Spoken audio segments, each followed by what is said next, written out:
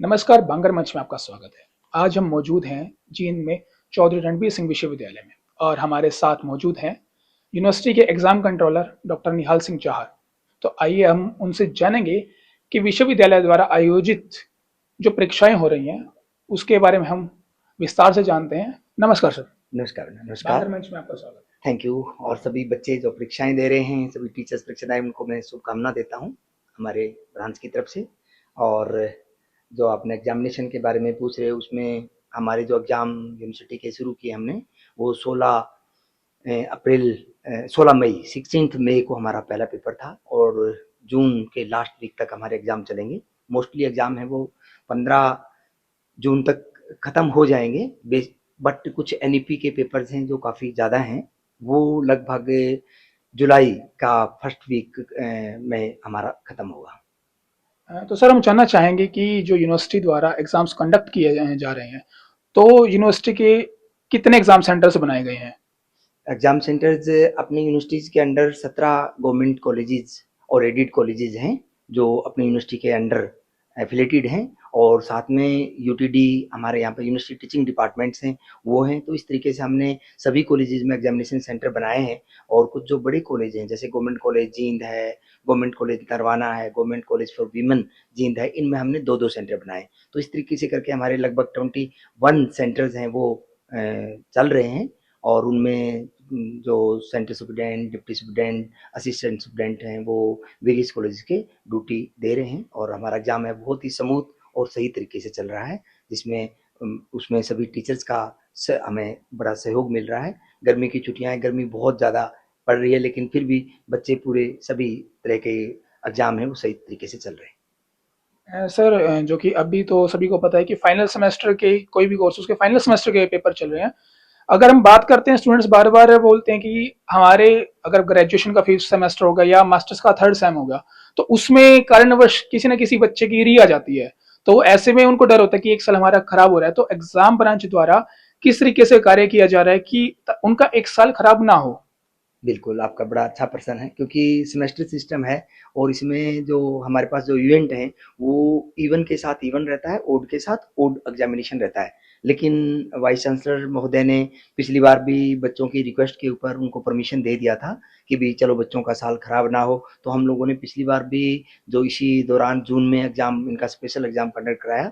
जो PG classes में बच्चा जो पढ़ रहा है उसका थर्ड सेम उनको दिया था, और जो यूजी में जो 6 सेम में करंट बच्चा पढ़ रहा है उसको फिफ्थ का दिया था।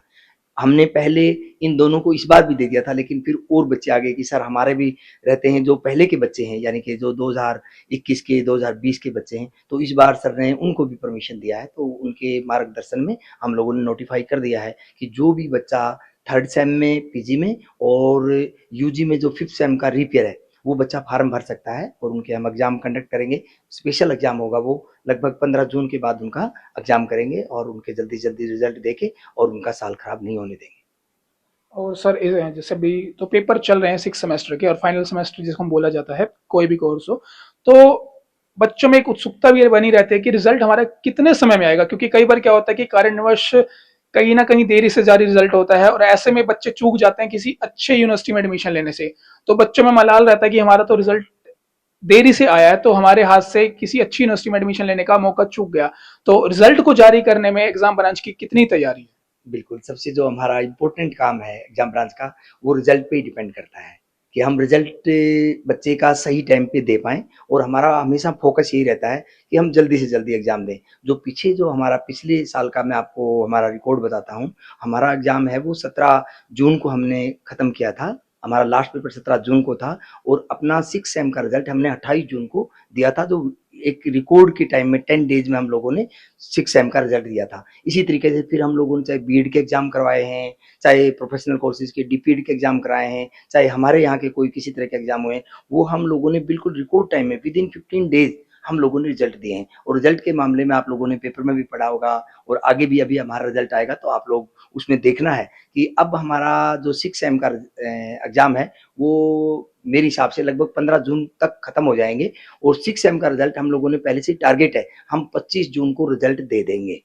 बाकी रही दूसरे सेमेस्टर की बात, जैसे कोई बच्चा अब सेकंड का भी एग्जाम चल रहा है, फोर्थ का भी एग्जाम चल रहा है, सिक्स का भी एग्जाम चल रहा है। जहाँ तक फोर्थ और सेकंड की बात है, वो भी हम रिजल्ट जल्दी देने की कोशिश करते हैं, बट हमारा जो फोकस है वो 6 सेम पे रहता है। क्यों? क्योंकि 6 सेम के बाद बच्चों को दूसरी जगह एडमिशन लेना है। तो 6 सेम का रिजल्ट मैं प्रॉमिस करता हूँ आपको आज आपके चैनल के माध्यम से कि हम 25 जून को रिजल्ट डिक्लेयर कर देंगे। जी सर, और इसी के साथ जो अगला सत्र आने वाला है 2024 और 2025 का, तो उसके द्वारा एग्जाम ब्रांच द्वारा किन किन डिपार्टमेंट्स के एंट्रेंस एग्जाम का आयोजन किया जाएगा? हाँ, वैसे तो जो एडमिशन का हमारा पहले प्रोसेस था वो मेरिट के बेस पे था, लेकिन पिछली साल से वाइस चांसलर महोदय, रजिस्ट्रार मैम के इनिशिएटिव से और हम लोगों ने एंट्रेंस एग्जाम लिए थे। पिछली बार हम लोगों ने जो यूटीडी में जितने भी पीजी कोर्सेज हैं, उनमें 18 कोर्सेज का हम लोगों ने एंट्रेंस टेस्ट लिया था। इस बार भी 18 का एंट्रेंस टेस्ट तो लेंगे ही, साथ में कुछ एक नए कोर्सेज भी शुरू करेंगे।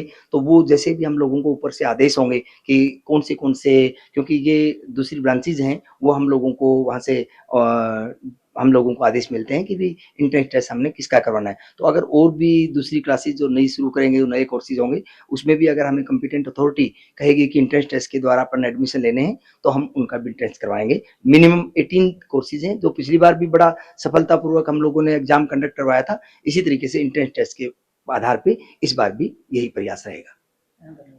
Thank you. तो ये थे हमारे साथ परीक्षा नियंत्रक महोदय डॉक्टर निहाल सिंह चाहर, जिन्होंने हमें बताया और एग्जाम्स के बारे में क्या क्या कार्य एग्जाम ब्रांच द्वारा किए जा रहे हैं उसके बारे में काफी विस्तृत रूप से बताया।